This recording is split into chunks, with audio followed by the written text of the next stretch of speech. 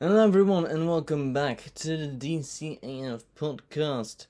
I am your host, Nigel Tommy, although today I won't be the main host, sort of, as Charles is going to be kind of stealing the show. Yes. And I'm Fuzzy. I'm also here. That's right. We're going to be talking about something which I know a lot about, because it's about me. Yes, we got someone asked a question to talk about Charles's service history and also his involvement during the Desert War. Yes, this will be interesting for sure. Yes, or really boring. People who use this podcast to fall asleep to, this is the perfect episode for you.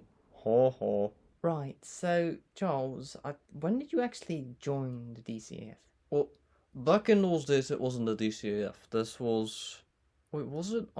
It's kind of... Sometimes it's hard to remember. No, I think it was. It was sometime just after the merger. It's been so long. But I think it's either just before or just after the merger of the Duck States and the Foxlands that I joined. Because we were expanding our military because duck money was shown to be a big problem. Now this could either be because the Duck States lost the war and became part of the Duck civilization, or it's because they were fighting duck money at the time and we were seeing how strong duck money was. Either way, actually, why didn't we help the Duck States? I don't. Well, actually, I do know. Nigel, do you have any idea what the Foxlands army was like? Well, I know it existed, of course. I mean, I was alive, I think, at the time that the Foxlands still existed. Well, yes, but you were probably you were a fetus, so you weren't there consciously.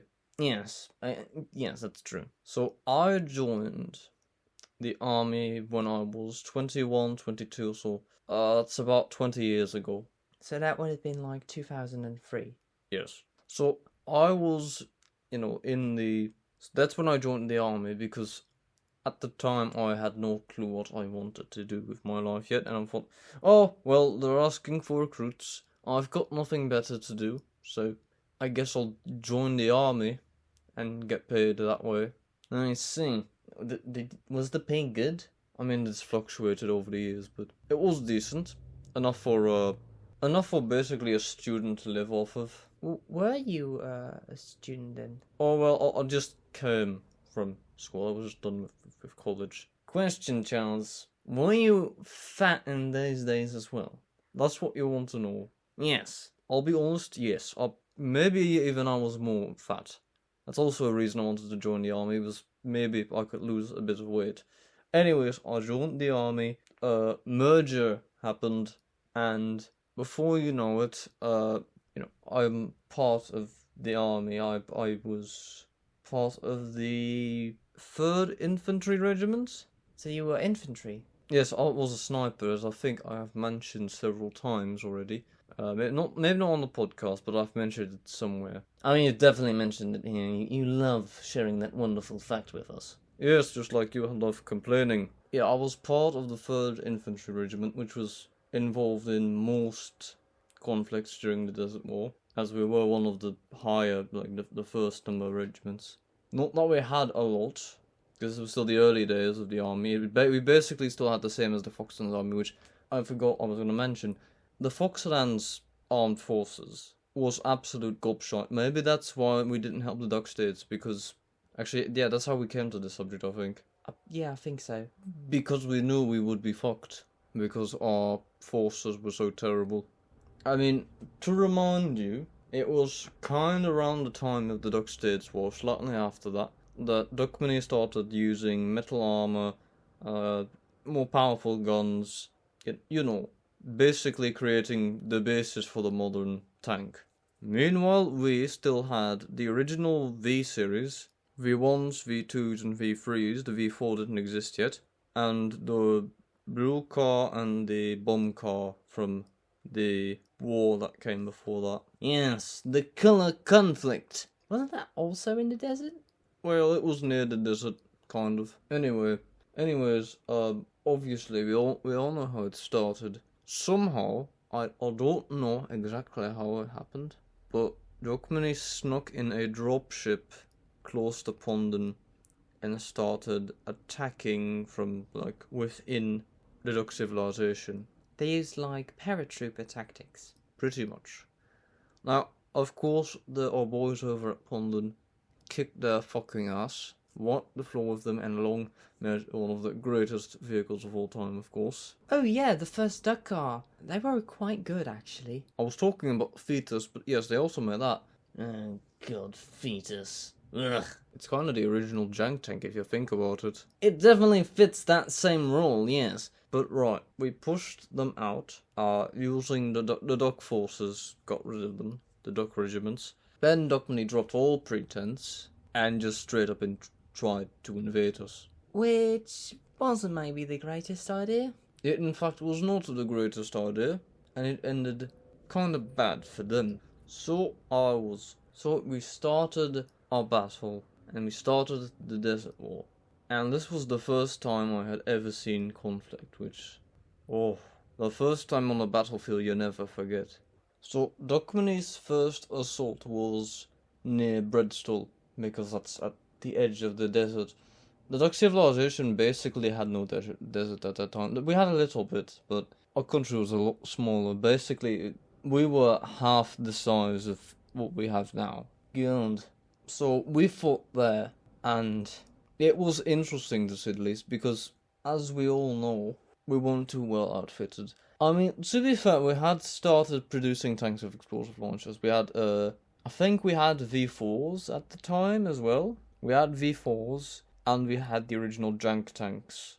The dry bombers were still in development. Oh, and of course there's also, the regiment. You mean the reserves? I've heard of those. I have not seen them myself, but I've heard of the reserves. Yes, we have the reserve tanks, which were used during exercises and other things, but never have actually seen combat. Weren't they used to bring down, like, a resistance group in, on the Isle of Duck? Yes, they were used there. A chap, who was quite close with, went to, deal with that. Sadly, he is, no longer, with us. He died during, I think, the battle round Peanut Lake. Truly a place worth dying for. I mean, it is a big, like, oasis, like, that's kind of in the middle of the desert, with Peanut Lake and the 8 oases. So it was kind of important because water, of course. But yeah, we started out being kind of outclassed by Duckman technology, but we were still able to fight back, of course, using alternative methods, setting up traps. We were on the defensive, which was quite good. And we were actually pushing them back, slowly but surely. We were pushing them back to where, our border was. And we were kind of passive because, we didn't want anything too crazy to happen. We were like, okay, let's keep it. We just had a big old fight over in Pondon. Let's try and keep this war to a minimum. Just keep this to a conflict, maybe not even a war. But we pushed them out of Bredstall. They were gone. It seemed kind of okay for like a week. And then they launched a counterattack to Marksfield. So another group got sent to Marksfield to deal with that. We stayed to defend Bredstall, because after that offensive had been going for a few days, they went and attacked Bredstall again. I think they were hoping for all of our forces to now be over at Marksfield. And of course, this was the moment when we knew, like, okay, they're not going to give up that easily. And also when the higher-ups thought, this is a great moment to get revenge for the Duck States. So this is when we start going seriously at it, and we focus all of our military power on destroying Duckmany as much as possible. So we slowly but surely push them into the desert and further through the desert to the oasis and the lakes up there. And I'll say around there, maybe just before we got there, the whole situation happened with the Penelope Revolution. Penelope Empire got created, which of course spread Duckmany's forces thin. They also destroyed a lot of factories that they had there. Yeah, that was not great for them, and that greatly also made us gain a lot more progress. We were moving a lot quicker through the desert, until of course the final battle of the Desert War, which was the battle for Bredheim. And after we took Bredheim, they finally surrendered. Yes, and that's how we got the bottleneck. Exactly. Well, this is all great, Charles, but what was your job in all of this? Right, as I said, I was in the 3rd Infantry Regiment, and I was a part of some battles. I was part of the start of the war. We had a small role. We were the ones who, as mentioned earlier, we stayed at Bristol to defend it. At Bristol, I kind of learned that I'm really good at shooting. Nonsense! Don't listen to him, Charles. Just continue. Right, so in Bristol, I would get a position because there's a lot of there's industry there. I mean, that's where our main tank factory is located. Yes. Well, the new one, obviously, the old one got blown up. Right. Because there were so many buildings there, also old industry, I would get on top of, I would hide in a warehouse or peek out the windows of warehouses. I even once, I found this one quite clever. They took forever to find me, but when they did, I had to skedaddle because it was not a safe place. But there was this one factory which had this big smokestack. In the smokestack, there was this metal grate inside of it, and I could just crouch down up on it and poke my rifle out of the top, so I would have a great view of the entire surrounding area. And I was quite good. Surprised the great thing didn't buckle under your weight. Well, at the time, that was probably the fittest I was during the start of the Desert War. So I would rain death from above, and I've got, I forget exactly how many, Duckman soldiers I have brought to their end. I want to say it's at least 30. Right, and that's pretty good. I thought, oh dear, we're gonna go out in the desert. It's just open fields. I'm gonna be fucked as a sniper. But I learned really well to conceal myself in the sand or behind some rocks, and that's where I got my name as the Sniper of the Sand. So you were kind of like a legend. Yes, we had the Red Vixen up in the sky, wreaking havoc with a Scrapper A1. Probably our best fighter. I've heard that was just a fairy tale to increase morale. No, I've seen it. I've seen that it's this little. I haven't. I mean, I have actually never seen that plane besides in the Desert War. But I'm not sure if they ever got shot down. Then again, no one really knows who the Red Vixen is, so that's the big mystery about it, which I guess is also why people discredit the story as just some fairy tale. But there definitely was a plane, there was a Scrapper A1 in the sky that was red, and wasn't from Duckmany, because Duckmany also had red ones, which could get quite confusing if you were watching from the ground an air battle going on. You were like, who are we supposed to cheer on? Yeah, but was there only one Red Scrapper A1 in the Air Force? I think there were multiple. I think there were two. And they would switch on, but they would always have one in maintenance and one going.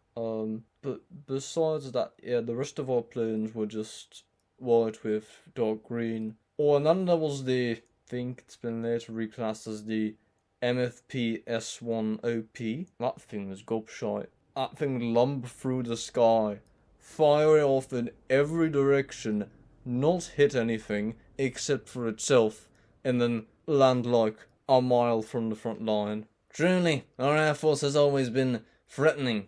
Yes. But yeah, I would become the Sniper of the Sand, and I would wreak havoc on the ground. So how come you later became part of, the Armoured Regiment? I switched to the Armored because of something that happened during the Desert War. There was this, we were fighting alongside with tank support, and this dry bomber was the newest tank at the time we had. Dry bomber came alongside and started firing at tanks in the distance. But it's an open top tank. Now these tanks, I don't think any of them with the big guns, nor does the dry bomber, but the small ones with the machine guns and rifles, they noticed. So they started firing at the dry bomber, which has capable ammo, which has enough armor to stop it, but the goddamn gunner had his head poking out, shot right between the eyes, and died. The entire tank crew, which was a relatively new tank crew, because the tank regiment also had to get a lot of expansion and kind of had to be retrained with these newer vehicles. So I, in a panic, I guess, I don't know how I came to this idea, was I noticed the threat. I looked over, like, there was this little dune, so I looked over, and I noticed, I think it was a T1. So I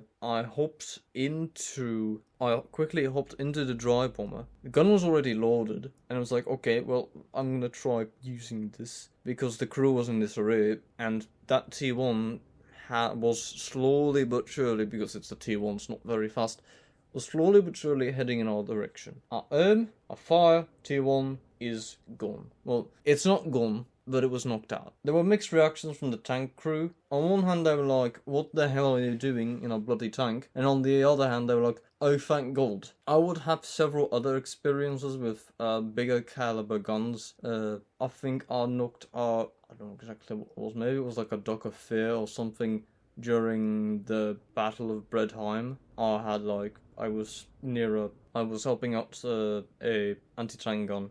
Did you also knock it out in one shot? Well, yes, we pinned through the armor in the front, and it exploded near the rear and hit all of the internal components. What gun was that? I think it was actually just an artillery gun, I'll be honest, because I don't think we had window smashers at the time. Also, the window smashers are kind of bad. Yeah, not the greatest, which is why they're called window smashers. Yes, best case scenario is they just knock out the optics. Best case, usually they blow off their own muzzle. Right. Duck Civilization engineering at its finest. Speaking of Duck Civilization engineering at its finest, I think this was also near the latter. This was around the time, again, of the battle for the Oasis, where we had like one of the first CLs, the CL1s, coming through, and just seeing that big old box show up was quite the interesting scenario. Of course, there was also the amazing artillery support, helped greatly in, God, what was it again? The battle for Duckroll. I think, if I'm not mistaken, that was originally a colony. Duckroll was like a small harbour outpost from the Duck States, which was bordered to Duckmany. So, of course, during that whole situation, they were one of the first things to go. A lot of members who originally came from the Duck States were really happy about that. But yes, I think that's basically it. Yeah, that's about a general idea of what the Desert War was like. Yes, as we're getting kind of close to the time limit, we might already be over it. I'm not quite sure. But Charles, I have another question. I have a feeling I know what it is. Yeah. How come you have that dent in your helmet? I assume you haven't gotten a new helmet because it obviously has some sort of worth to you. It kind of serves as a reminder of the Desert War and to show what I've been through. Because, of course, the old Desert War uniforms have been taken out of service and we had to give away our old uniforms, sadly. But during the Battle of Bredheim, I was wearing this. I think maybe our battle dress was slightly different, but we definitely had Brody helmets at the time. They were new. They weren't part of the desert uniform we were wearing. Now you might think, oh, it's from around that bounced off, but as you can see, it's quite a big dent. Yes. So if something like that were to, dent it, it would have to be quite big and heavy, like a tank shell or something. Exactly, and there's no way in hell that a helmet is going to bounce a tank shell. A handful of rifles can just shoot right through a helmet, much less a tank shell. But I don't know why, but that is like either it's a really lucky or an unlucky spot, because a lot of things have happened to that spot to make it look like, well, this. It has bounced. I think the first thing that happened was like somebody fired a pistol and it bounced off around there. Then another thing which happened was we were outside of Bredheim near this farm, and we were staying in the farmhouse, and I had the unlucky situation of sleeping underneath one of the support beams of the barn. So often when I would wake up, I would hit my head instantly on that wooden beam, which I was wearing my Brody helmet a lot because I was very proud of it, because I was one of the first to get it. Someone was still walking around in all the uniforms. I mean, I wasn't the first. The first was the 1st Infantry Regiment. They got the new uniforms first, and then later they would give them to the later ones. But I was one of the first to get them in the 3rd Infantry Regiment. And the final thing, which I think is probably the main reason, is I was standing near, I think it was a Jank destroyer, you know, the mobile artillery vehicles that I mentioned earlier. And I was sitting on its engine deck behind it, and a tank came round the corner in front of them. So they used the artillery vehicle to direct fire at it, so they fired straight forwards. I didn't know what was going on. I think I was enjoying like some cake we found somewhere. Me and some other chaps were riding along with this artillery regiment. But anyways, I was sitting on the engine deck, and they fired the shell, and I had the unlucky position of sitting right where the shell casing would come out, and it fell on my head. Ooh, that sounds like it would hurt a lot, because even though it's just the casing, those are really heavy. Yeah, I was knocked out for like a solid 5 minutes. So basically, that great helmet is a sign of your stupidity. And my veterancy, something which you don't have. What you do have, Nigel, is virginity. I'm ending the episode now. Thank you for watching. Like and subscribe, and if you want us to discuss a topic, leave it in the comments down below. I can't help but imagine the noise of it falling on your head, Charles. That would have been an amazing noise to hear. Yes, I'm sure it would have been. I heard half of it and then I passed out. Fucking bastard, you don't just bring that up. Come on! That was just uncalled for, Charles. What the hell?